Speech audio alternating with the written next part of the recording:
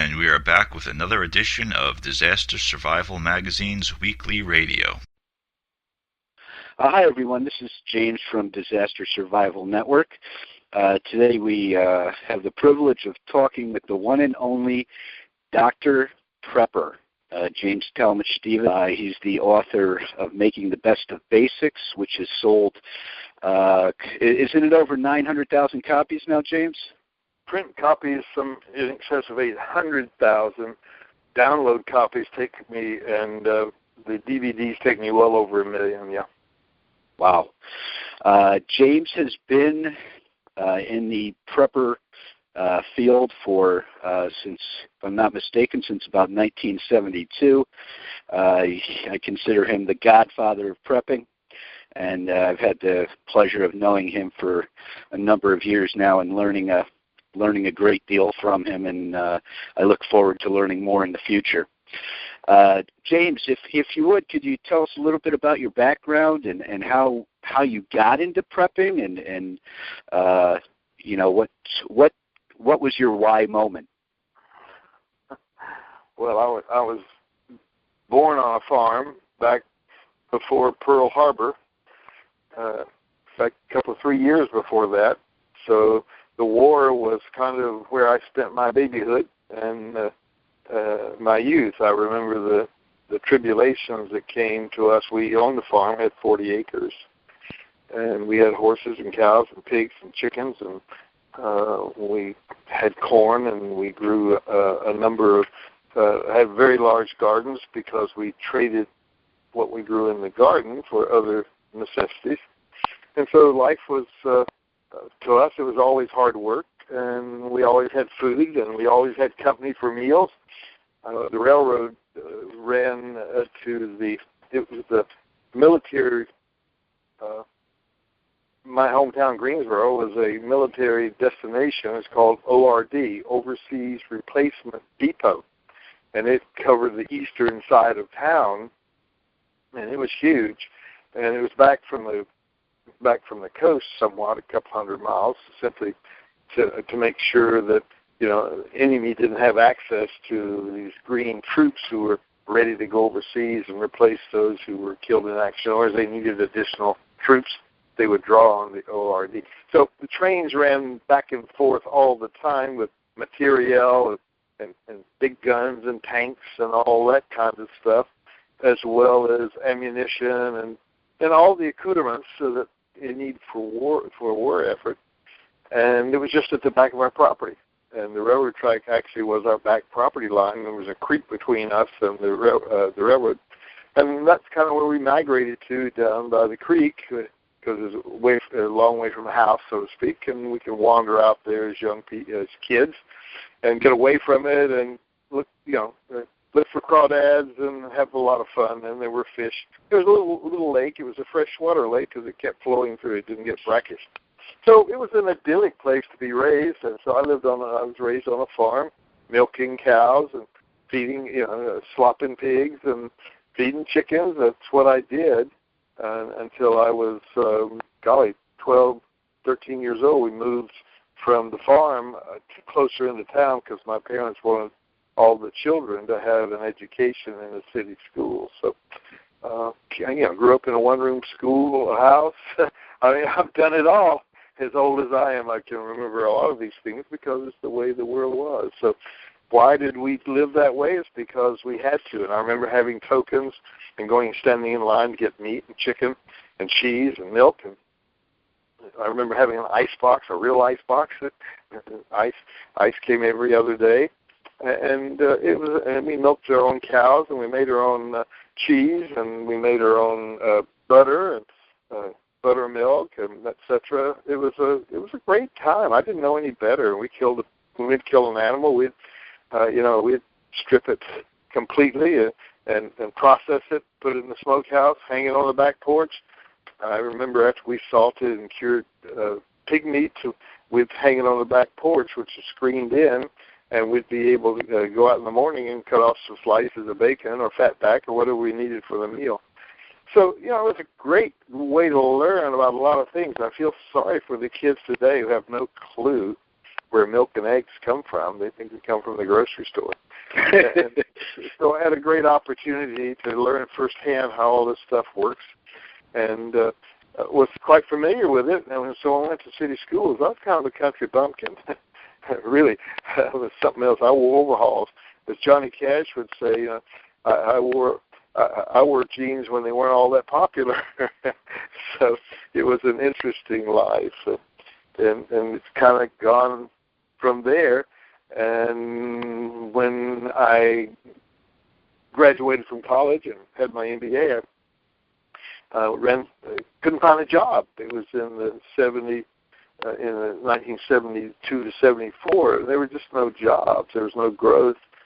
And I got out of school at Christmas time, just before Christmas instead of June. So it meant jobs just weren't available. And that's when I said, well, I called my mom and said, I need some help here to raise these 4 kids. I had 4 children on the floor when the twins came. And so she sent me some stuff, a box full of stuff. And I opened it up thinking it was Confederate money or something, or, that had gone and dug up that money my dad always said he had in cans underneath the yard. And it wasn't money. It was recipes and et cetera. And so I took all those recipes, cut them, and taped them together because they didn't have photocopy. People don't understand. Why didn't you just make a photocopy? Well, because the photocopy machine was a jelly-like mass that you laid a piece of purple, white paper with purple ink on it, and you could reproduce. You may remember those, maybe not. You may be too young, but most people don't have a clue as to how we got from where we are to Xerox, so to speak. It's a whole different world that we grew up in. And my first book was typed. Couldn't get a job, so I said, I got all this, received all this information from my mom, and she told me, look, son, just write down all the stuff that you did in your youth, and maybe you'll have a book and you can sell it, and do that while you're looking for a job. Don't get distracted. And I wrote the book by cutting and pasting and then typing it out on an IBM Selectric typewriter. I had 2 bobbins. I had a big one and a small, big type and small type. And the original book was done on an IBM Selectric typewriter. And people say, what's an IBM Selectric typewriter? Well, you'll just have to look that up at Wikipedia, I guess. But it was the state of the art at that time, long before there were computers. So I go way back to before the computer age, and haven't really adapted very well to it. I hate texting. The only thing worse than calling a phone number and you get to run around with dial 1 for this and dial 2 for that, and be sure to listen to the instructions because we've changed our numbers. I mean, you go, oh, I just want to throw up. Well, that's the worst thing on earth to me because you don't talk to people anymore. It's a non-service a business that everybody runs. And the second is, of course, texting. That is the second worst thing on the face of the earth. And third is email. So those are the evils of the world, in my opinion. I got it kind of lessens the personal touch, quite frankly. You forget. Technology is a wonderful thing, but it also I think has distanced us. So basically, you got into prepping because it was a necessity. And what do you think? Yeah, it was the second time it was necessary. Right, and I mean, I think we've kind of become a 7-Eleven society where everybody thinks that they can just run down to the corner store, and I've been in situations where there's been blizzards and the stores have just the shelves are bare, quite frankly, have been bare. Now let's. I have a copy of your book, and thank you for signing it, by the way. Let's talk a little bit about the book, and you mentioned that now you have it in digital, and I think you also said you have it on a DVD. Can we discuss your book a little bit and what people can expect when they order it? The DVD is digital, so obviously that's comforting. The whole point of the book was to examine the fact that there is always a need to be prepared. It may not be war, it may not be famine, it may not be collapse of the economy. In those days, nobody thought about EMP. It wasn't that big a deal. The world had not gone digital. We didn't have terrorists. We didn't have a lot of things we have today. We could have, ships might not have arrived at port with the stuff. And we weren't on a just-in-time delivery system, by the way. So the world was different. And I kid people about the fact that I was in business school and I got my MBA with a slide rule. And people say, "Well, why didn't you go down to the bookstore or somewhere and buy yourself one of those 5-function calculators?" And I say, "What? I got my degree in '74, and the 5-function calculator didn't come out till the next year." So that's one of the reasons why I didn't have one. But I did have a 99-key Victor handle-operated manual adding machine with no tape, and that you couldn't have a tape in accounting. So I carried it. It was about 15 pounds. I'm carrying that thing around and nobody used backpacks in those days. You carried it in a briefcase, sack, it was almost a laundry sack. It was so heavy. It was a cloth sack I carried with handles on it for years going through graduate school.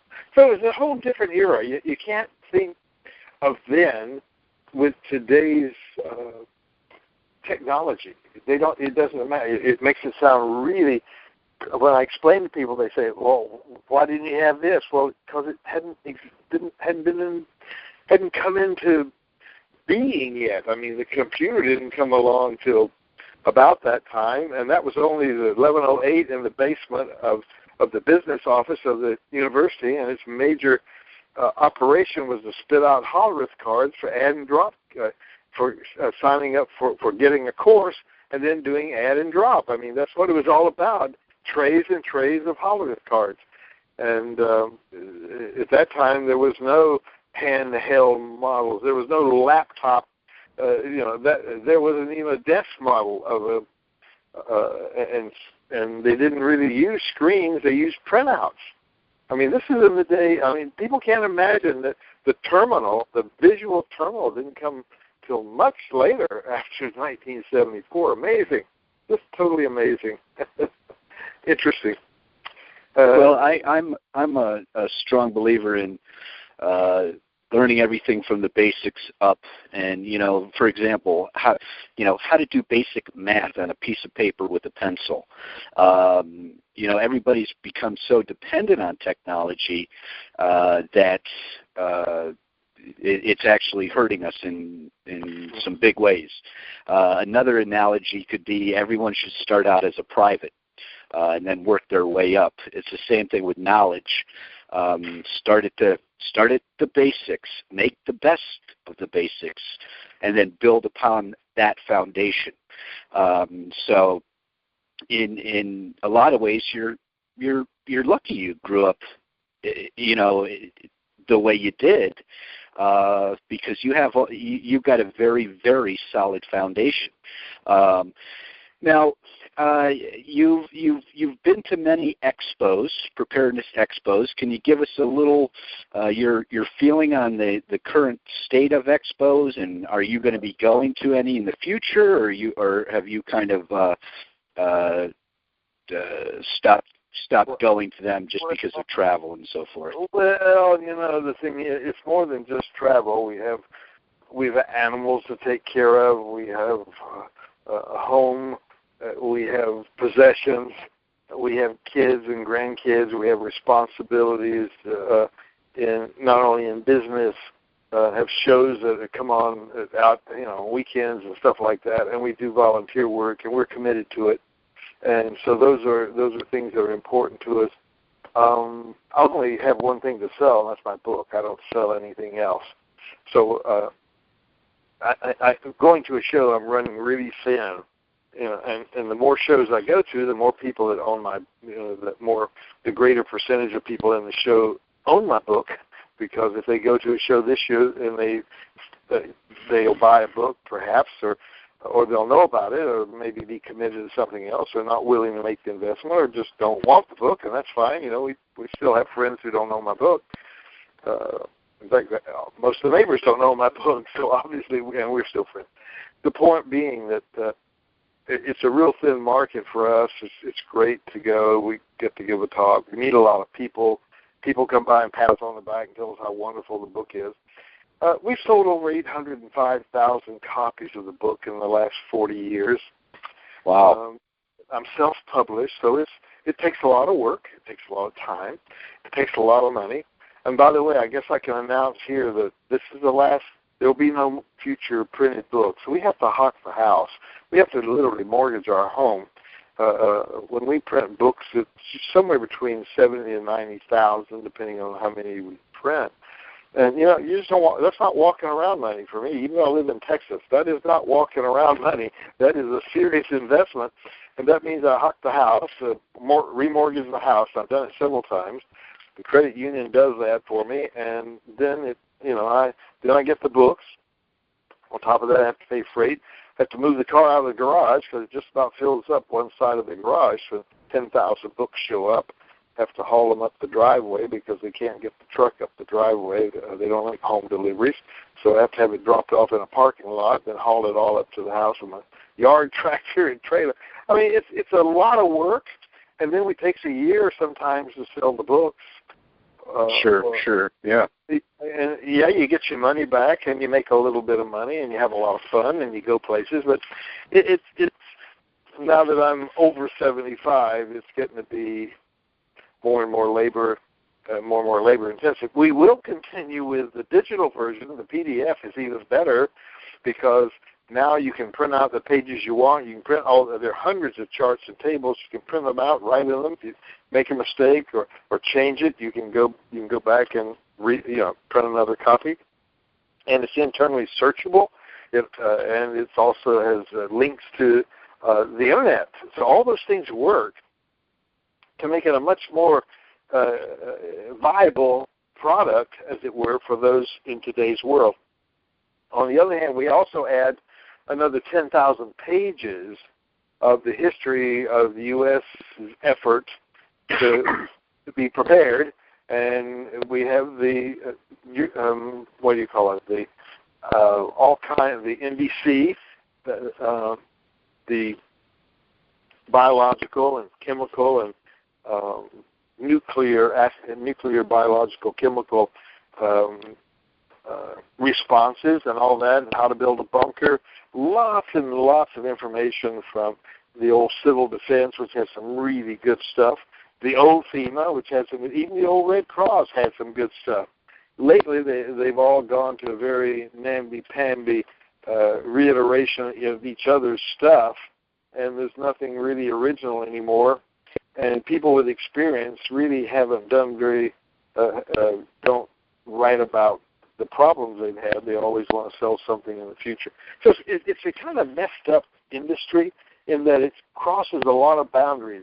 Preparedness is a part of our life. In fact, if you ask me to define preparedness, it's a lifestyle. We live that way whether we like it or not. How well prepared we are depends on how much energy, effort, ability, skills, and talents, and money. Yeah, money. We have to put money into being prepared. And so a lot of people aren't willing to do that because they don't see the essence of it. But being prepared for the future is something we do every day. We get up in the morning, go get, shower and shave, and whatever else you do in order to get ready to leave. You leave early so you get there on time. You work hard. You prepare the work you're given to do as well as you can so you can get a promotion. You're always preparing for promotion and more money. And then, we go to school to prepare to get more education so that we can get a good job. We go out with girls and boys and to find a spouse. That's practice and preparedness. And then we're prepared to raise a family. We want to earn enough to buy a better car, a better home, a better situation. Everything we do is about preparedness. We just don't think of it that way. But in reality, our whole life, you can literally say, I spent my whole life preparing for this conversation. And indeed, so have you. So I'm sorry, go ahead. Well, preparedness is not just a matter of skills, talents, and abilities and or money. It's an attitude. It's an attitude you get that says, okay, I'm going to do this. I'm going to mow my yard so it looks nice, and the neighbors will respect me, or the kids can play there safely and won't get snaky, or it saves effort in the future. It gets more value to my home, so I want to sell it and move on. All those things come into play. That's preparedness. I mean, you may not think of it that way, but indeed it is. We're always preparing for the next step, aren't we? And you know what I find interesting, James, is that people have life insurance, they have car insurance, they have insurance for their home. Okay, that's great. Prepping and preparedness is the biggest and best form of life insurance you can have, quite frankly. And I think that many people, it's like a matrix thing. Do you take the red pill or do you take the blue pill? It's like a delusion that people have that they can't, that one day they're not going to walk into work and there's going to be a pink slip on their desk. Well, it happens to a majority of people.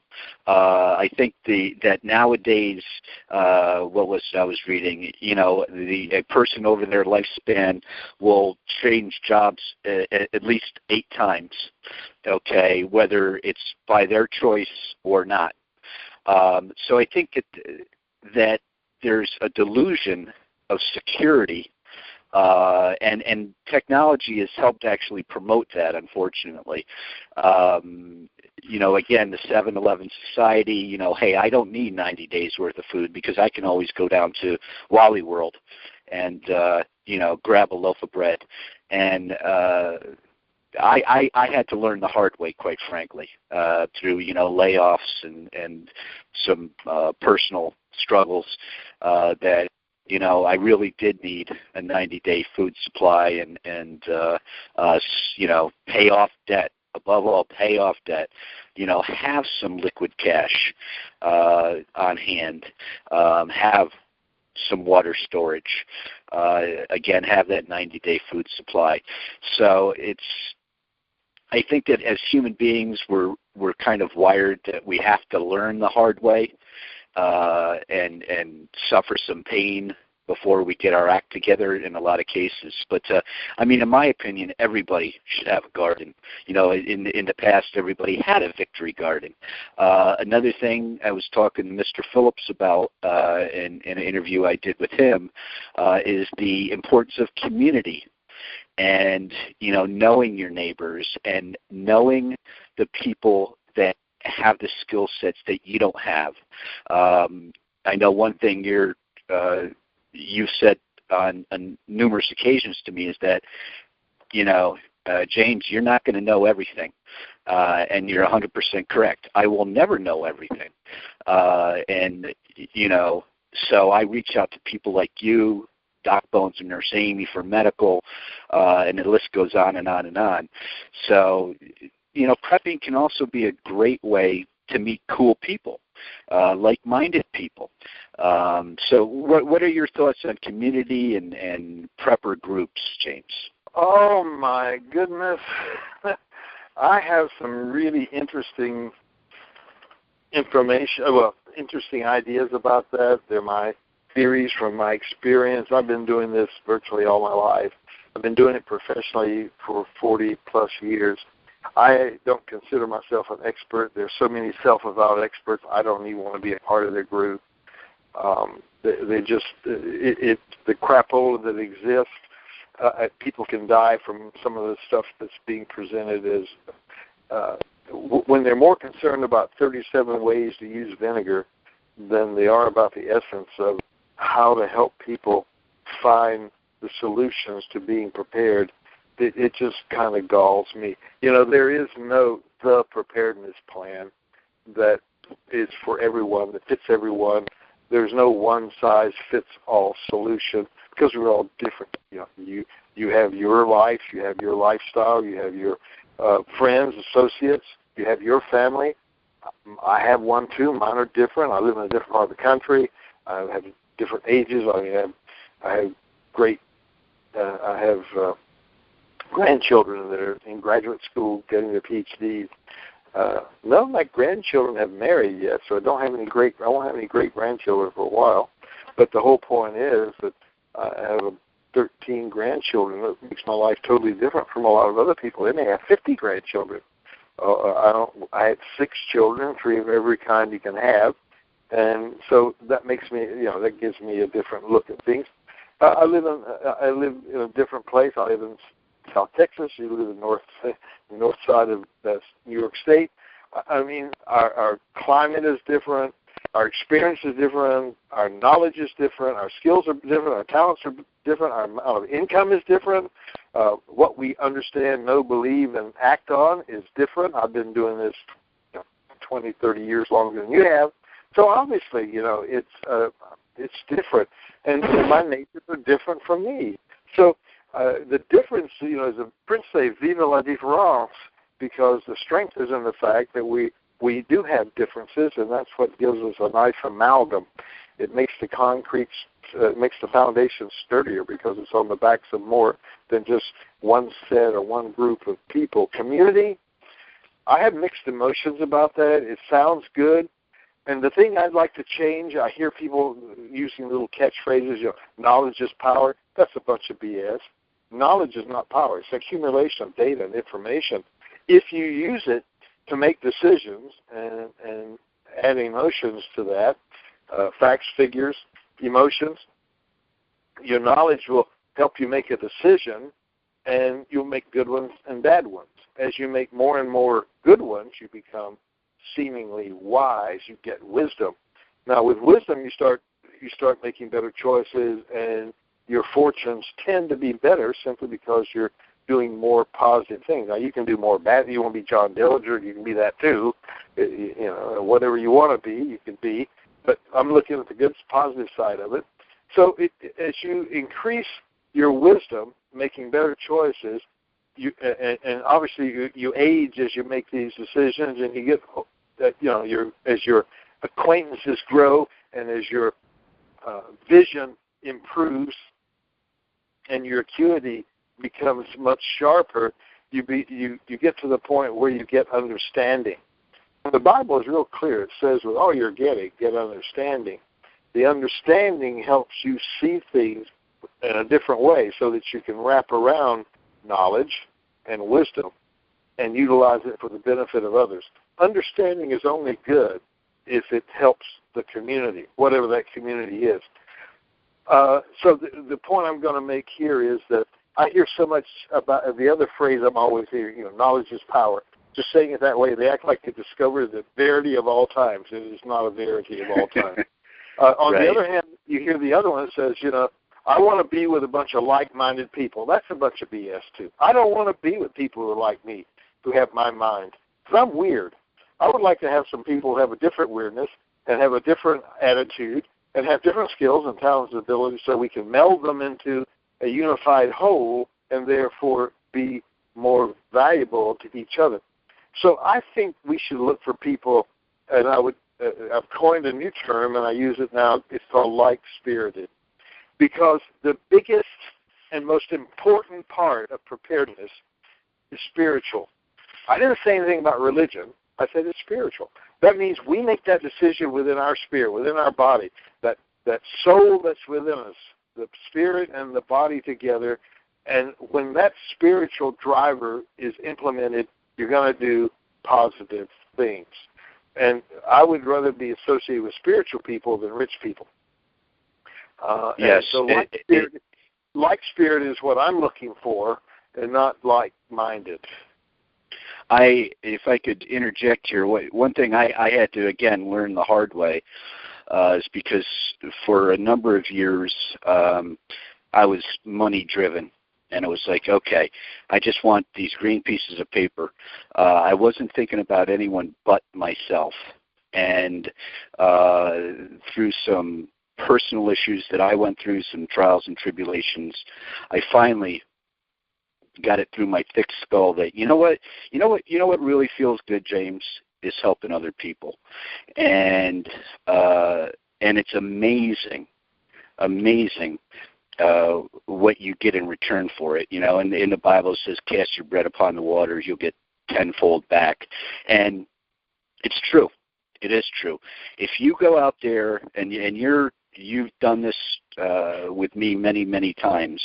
You go out there to help people for the sake of helping people because you want to help people, not because you want something in return, but because, you know what, yeah, there is some gratification out of helping people. It feels good. Call me crazy, but it feels good to do good. And so that's a big thought thing that I think a lot of people need to get through their craniums, because people are like, oh, I want a Ferrari, I want a Rolex. Well, guess what? You can't eat those. And you know what? Your Ferrari and your Rolex, if there is a national tragedy, you might very well be trading that Ferrari for 3 loaves of bread and 3 cans of soup. I know that's an extreme example, but I think people have become too possession oriented, and they say the simple things in life are what are really rewarding. It took me a lot of years to realize that, but I finally did. So, and I have in a huge part you to thank for that. So I do appreciate it. One thing I want to make sure we tell our listeners is where they can go to get your book, and that's at makingthebestofbasics.com. Again, that's makingthebestofbasics.com, and also you can go to docprepper.com. And both of those are one word. So in other words, docprepper.com and makingthebestofbasics.com. It does come in 3 formats. And you heard it here first, people, that this is the number of books that James has left. That's it. So if you want a printed version of Making the Best of Basics, you better order it very soon. We will include all the information and links to purchase the book. And also James has an affiliate program. So all you people out there that do work online, sign up for his affiliate program. I'm a member. So I will use my affiliate link. It does not cost you, the buyer, anymore. It comes out of James' pocket. So there's the printed version, which I highly recommend listeners buying. There is a DVD version, okay, which has 10,000 extra pages. And then there's the no weight, no freight version, which is a digital download. If you want it within 3 minutes, you go with your digital version. It also has the 10,000 pages. The download. Okay, awesome. Awesome. So those are the 3 ways that you can purchase the book, and that's the only product you're selling at this point. Is that correct, James? I've never sold anything. I made a decision back in the day that I would be loyal to my mission, which was to teach people. I'm an educational. My radio, everything I do is educational. We do have some advertisers who support us. But the advertising, and I use the products, and I tell people I do, but I get nothing out of the sale except they pay for airtime. And so I decided long ago that in order to have integrity, there's no way I could stay clean if I was selling products and say, you really ought to buy XYZ brand because I have it on my website, and you go there and you can get it, and I recommend it highly. That was a little self-serving for me. So for 41 years, I have not sold. I've never sold anybody else's stuff. And for the people listening, hey, I certainly am not saying, and James is not saying, there's anything wrong with making money, because that will help you. Get your 90-day food supply. And this is a perfect lead-in, because the next question you mentioned your radio network. And I hear that really, you had to snap a pretty good producer back in the day, and now that's where can people find it? It's preparednessradio.com, and then also I guess a sister site is preparednessradionetwork.com. No, it's preparednessradio.com. Everything's been shifted over to there for the moment. You can still go to iTunes. We have thousands of hours of recordings. You can go to iTunes and type in Dr. Prepper and or Preparedness Radio or Preparedness Radio Network or blogtalkradio.com/Dr. Prepper. We have 4 or 5. All you have to know is that Preparedness Radio is where the archives are. iTunes. If you're out traveling around and want to get something fresh and new, you can go to iTunes and click on it. It's a cloud download. It's instant and it's great. It's really good information for you to have. I interview people. I've only done 10 shows out of the last 700 in which I didn't have someone to interview. We're very strong on interviewing professionals, those who call themselves experts, because we learn enough. We think maybe someday, 10 years after we're gone, somebody will write in chalk on the back of my headstone, well, James almost made it to expert. Yeah, go ahead. And for people just on Blog Talk Radio alone, that's blogtalkradio.com/Dr. Prepper. There's over 2,400 episodes with over 5 million downloads.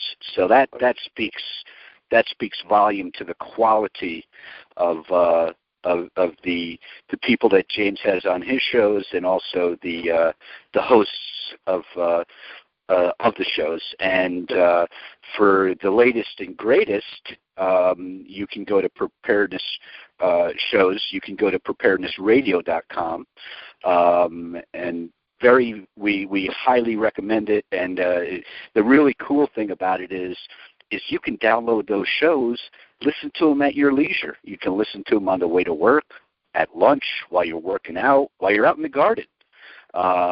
I myself personally, I'll put on a show or two, while I'm typing up an article, for example. I get a lot of my ideas from your host shows and your shows. So just a great resource, people. Again, preparednessradio.com. That's one word, and or preparednessradionetwork.com, and then. Obviously, blogtalkradio.com/Dr. Prepper. So there's 3 different ways you can get that great information. Absolutely. Well, everything that's good is spiritual. What that means is that you've decided within you that it's the right thing to do, and I'm sure that people will realize that they will actually preparedness. Everyday preparedness is for everyday people. I always tell you, what you do today is for your future, and you'll never be finished. It is a goal. It is a destination, and we'll never get there. It's a path, and we have to follow it. So I try to tell people that it's important that we learn how to do these things ourselves, so we can be self-reliant. And there's one other thing I really have a thing about, other than the knowledge is power. Ditch that one, and the like-minded thing. The other is the fact that people always talk about isn't that funny how you lose things? That preparedness is something strange, it's something weird, it's something nobody else ever does. But it really is. It is how we take responsibility for our job in our family, whether we are the top of the mark or the lowest child in the hierarchy. The whole point is we have to be able to prepare, and we do that. It's part of our life. And I have these little bunch. I call them rules of 3s, and certainly the primary directive or the basic tenet of the preparedness faith is that nobody knows it all about preparedness. nobody ever has known it all about preparedness, and nobody ever will know it all about preparedness. And if you can remember those things, it should keep you humble enough that you can deal with most situations. Because there are those who say that, who would intimate that they have the answer to all the questions. And I don't even know what all the questions are yet. Let's have the answers to. But I know if you hear someone say that, people turn around and run away, because that's an ego-driven person. Yeah, preparedness is really gives you power over panic, if you want to use the words, make it up. And I tell people that preparedness is business, serious business for serious people, but for a serious lifestyle. And being, and again, finding a like-spirited community, it doesn't have to be very large. Remember, shared weight, what is it? The Chinese say it best, I think. Light is a load when many share in the toil. And I think that's really what we're talking about. But you have to overcome greed and avarice and lust and all the other cardinal sins in order to have a community that works. Because the minute someone in the community feels that they've been castigated against or had something go wrong, they become an enemy to the community. And all of a sudden, it's a brouhaha. We want to stay away from those kinds of things. So preparedness, it's a weird world. It's a normal world, which means it's fun. But it's fun because you go to bed at night knowing that you've done everything you possibly can to protect those over. Remember, stewardship is what life is about. You take stewardship for a family. You take responsibility for that stewardship. When you buy a home, you have to take stewardship over that property and maintain it so that it has value in the future. And those are things that people think about. And then there's one other bane of my existence, and that's when people talk about getting prepared for the end of the world. And that is just about the stupidest thing on earth. Anybody? Why would you go spend a lot of money and your time if it's going to be the end? I mean, end is definitive. It means all over, kaput, done. So why would I go get food or even a gun? What's the point? If it's going to end and it's going to implode or explode or whatever happens, why would I want to worry about doing anything except getting on my knees and begging forgiveness and mercy? What else would be important? So right. People, the ones who want to sell you something, are going to tell you a story about how they can help you prevent the pain that's going to come from the end of the world. But end of the world, end is like pregnant. You can't be near the end. The end can't be beginning, and it has to be ending. That's what it means. End, over, kaput. Whereas we talk about pregnant, she was just a little bit pregnant. Pregnant is right. Yep. Like black is black and white is white. There's lots of shades of gray. But we have to learn how to use the languaging. I think the worst thing about the industry is that it has so many pretenders in it. It has so many well-meaning people who have no clue what they're doing. They're just trying to make money, or they're just trying to make an impression, or they're just trying to do something to be part of whatever. I don't know what the motivation is, don't care. But these people, with the end, there is Teotihuacan is different from the end. Teotihuacan means the end of the world as we know it, not the end of the world. And the world as we know it changes every day. When I lost my baby boy, that changed my world forever. And as they were born, it changed my world forever. As I got a new job, that changed my world. You can never go back. You see, you can only fail forward. So if you make mistakes, it doesn't matter as long as you fail forward and learn from the experience and then take up a new opportunity. That is the essence of prepping, failing forward, not falling backward. So if you can find a like-spirited community where people are willing to accept you for what you are, who recognize that nobody's perfect and that they can together do a better job than they can alone, then at that point you've got a good community. But the other bad part about a community is you never know how people are going to react until you get to know them. And that's really important. So since nobody knows it all, nobody ever has, nobody ever will, we have to go down that path of making a lot of mistakes. Today's preparedness is going to give us tomorrow's safety. And today's preparedness begins with awareness of where we are. We have to determine where we are. And then we have to determine where we're going to go. And then we have to determine how we're going to get there. Then taking responsibility for ourselves and for our family is our first priority.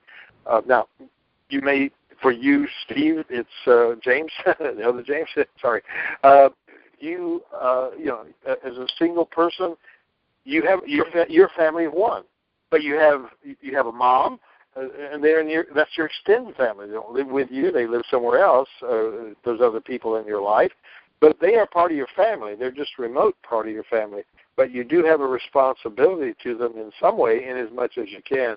And then, of course, preparedness is really about prudence, peace, and prosperity. I love the alliteration. I do a lot of that. And I made up these rules of threes, and the threes help me kind of remember what things are. But the road to self-reliance is just that. It's a road. It's a road that has that never ends. You never get where you're going, but you work at it your whole life. There's no end to preparedness. And even when you die, you're preparing to go on to another place, wherever it is, whatever you believe it is. And they say, and I have to laugh when I think about it, and I'm not laughing at this group of people, just laughing about it. The fact that when you see somebody, my mother always told me that when an atheist dies, they get all dressed up and they have no place to go. And I've always tried to, so that what was that preparedness about? and everything has a meaning, everything has a feeling, and everything has a sense of humor about it. I don't mean to laugh at people, I just mean to laugh at the situation and move on. But you deal on that pathway to preparedness with a faith-based effort. It's not fear-based, it's faith-based. And then preparedness really means taking responsibility for you, yourself, and your family. That's really important. And again, absolutely.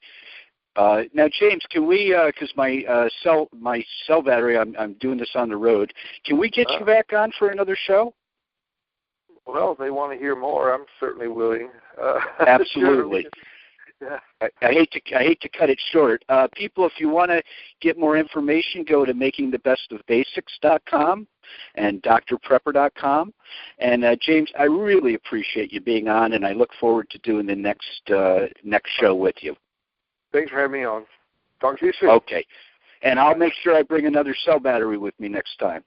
I wasn't prepared. Can you do a hot swap? The question is, do you know how to do a hot swap? Exactly. All right, people, thank you for listening. And again, this is James from Disaster Survival Network, and we look forward to having James on in the future. And he's also going to be writing some